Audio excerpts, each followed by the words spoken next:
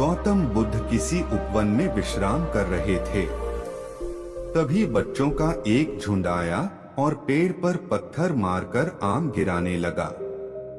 एक पत्थर बुद्ध के सर पर लगा और उससे खून बहने लगा। बुद्ध की आंखों में आंसू आ गए। बच्चों ने देखा तो भयभीत हो गए। उन्हें लगा कि अब बुद्ध उन्हें भला बुरा कहेंगे। बच्चों ने उनके चरण पकड़ लिए और उनसे क्षमा याचना करने लगे। उनमें से एक बच्चे ने कहा, हमसे बड़ी भूल हो गई है। मेरी वजह से आपको पत्थर लगा और आपके आंसू आ गए। इस पर बुद्ध ने कहा, बच्चों, मैं इसलिए दुखी हूँ कि तुमने आम के पेड़ पर पत्थर मारा तो पेड़ ने बदले में तुम्हें मीठे फल दिए, लेकिन मुझे मारने पर मैं तुम्हें सिर्फ भय दे सका, परिश्रम के साथ धैर्य भी। एक बार भगवान बुद्ध अपने अनुयायियों के साथ किसी गांव में उपदेश देने जा रहे थे। उस गांव से पूर्व ही मार्ग में उन लोगों को जगह जगह बहुत सारे गड्ढे खुदे हुए मिले। बुद्ध के एक शिष्य ने उन गड्ढों को देखकर जिज्ञासा प्रकट की, आखिर इस तरह गड्ढे का खुदे होने का तात्पर्य क्या है? बुद्ध बोले, पानी की तलाश में किसी व्यक्ति ने इतने गड्ढे खोदे हैं। यदि वह धैर्यपूर्वक एक ही स्थान पर गड्ढा खोदता तो उसे पानी अवश्य मिल जाता, पर वह थोड़ी देर गड्ढा खोदता और पानी न मिलने पर दूसरा गड्ढा खोदना शुरू कर देता। व्यक्ति को परिश्रम करने के साथ धैर्य भी रखना चाहिए। अमृत की खेती। एक बार भगवान बुद्ध भिक्षा के लिए एक किसान के यहाँ पहुँचे। तथागत को भिक्षा के लिए आया देखकर किसान उपेक्षा से बोला, श्रमण, मैं हल जोतता हूँ और तब खाता हूँ, तुम्हें भी हल जोतना और बीज बोना चाहिए और तब खाना खाना चाहिए। बुद्ध ने कहा, महाराज, मैं भी खेती ही करता हूँ। इस पर किसान को जिज्ञासा हुई। बोले, गौतम, मैं न तुम्हारा हल देखता हूँ, न बैल और न ही खेती के स्थल। तब आप कैसे कहते हैं कि आप भी खेती ही करते हैं? आप कृपया अपनी खेती के संबंध में समझाएं।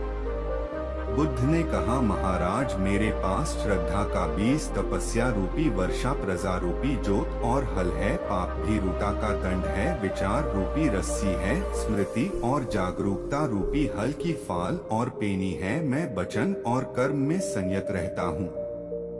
मैं अपनी इस खेती को बेकार घास से मुक्त रखता हूँ और आनंद की फसल काट लेने तक प्रयत्नशील रहने वाला हूँ। अप्रमाद मेरा बैल है, जो बाधाएं देखकर भी पीछे मुंह नहीं मोड़ता है। वह मुझे सीधा शांति धाम तक ले जाता है। इस प्रकार मैं अमृत की खेती करता हूँ। बुद्ध ने कहा, सबका हित करो। एक दिन एक व्यक्ति बुद्ध के पास पहुंचा। वह बहुत अधिक तनाव में था। अनेक प्रश्न उसके दिमाग में घूम घूम कर उसे परेशान कर रहे थे, जैसे आत्मा क्या है? आदमी मृत्यु के बाद कहाँ जाता है? सृष्टि का निर्माता कौन है? स्वर्गनरक की अवधारणा कहाँ तक सच है और ईश्वर है या नहीं? उसे इन प्रश्नों के उत्तर नहीं मिल रहे थे। जब वह बुद्ध के पास पहुंचा तो उसने देखा कि बुद्ध को कई लोग घेर कर बैठे हैं। बुद्ध उन सभी के प्रश्नों व जिज्ञासाओं का समाधान अत्यंत सहज भाव से कर रहे हैं। काफी देर तक यह क्रम चलता रहा, किंतु बुद्ध धैर्यपूर्वक हर एक को संतुष्ट करते रहे। बेचारा व्यक्ति वहां का हाल देखकर परेशान हो गया। उसने सोचा कि इन्हें दुनियादारी के मामलों में पड़ने से क्या लाभ। अपना भगवत भजन करें और बुनियादी समस्याओं से ग्रस्त इन लोगों को भगाएं। किंतु बुद्ध का व्यवहार देखकर तो ऐसा लग रहा था मानो इन लोगों का दुहक उनका अपना दुहक है।